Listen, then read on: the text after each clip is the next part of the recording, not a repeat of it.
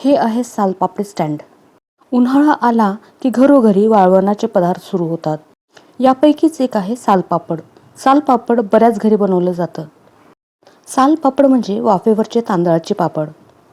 हे पापड प्लेटवरती सुद्धा बनवता येतात, पण त्याच्यामध्ये गॅस खूप खर्च होतो आणि वेळही जातो.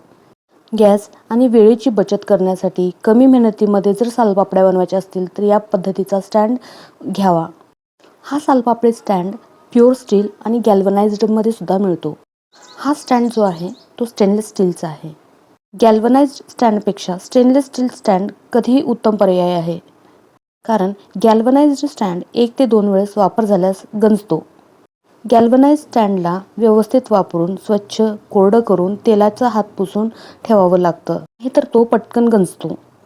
पण हा स्टेनलेस स्टीलचा स्टँड अजिबात गंजत नाही. त्याच्यासोबत जे प्लेट्स मिळतात तेही स्टेनलेस स्टीलचे आहेत. या सालपापडी स्टँडसोबत आपल्याला 12 स्टेनलेस स्टीलचे प्लेट मिळतात.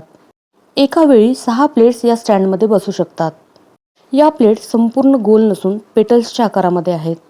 हे जे निमुळतं भाग आहे या प्लेट्सला आपण पकडू शकतो. या निमुळत्या टोकाला धरून सालपापडीचं पीठ प्लेट्सवरती व्यवस्थित पसरवता येतं.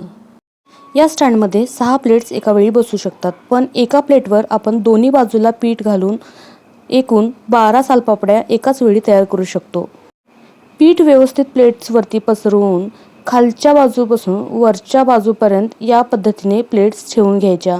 नेहमी खालच्या बाजूपासून वरच्या बाजूपर्यंत प्लेट्स ठेवत जायच्या. वरच्या बाजूपासून जर सुरुवात केली तर ठेवायला आपल्याला अवघड जातं आणि ह्या ज्या साईडच्या पट्ट्या आहेत याला पीठ लागू शकतं. सालपापडीचा आकार बिघडू शकतं. बघा, या पद्धतीने हे प्लेट्स स्टँडवरती बसतात. हा स्टँड वजनाला हलका आहे.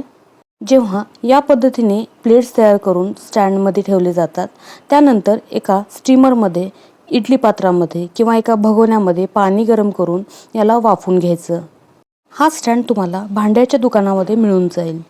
जर तुम्ही घरातून सालपापड्यांचा बिझनेस करणार असाल तर हा स्टँड तुमच्यासाठी उत्तम आहे. लाईक, शेअर आणि सबस्क्राईब करा.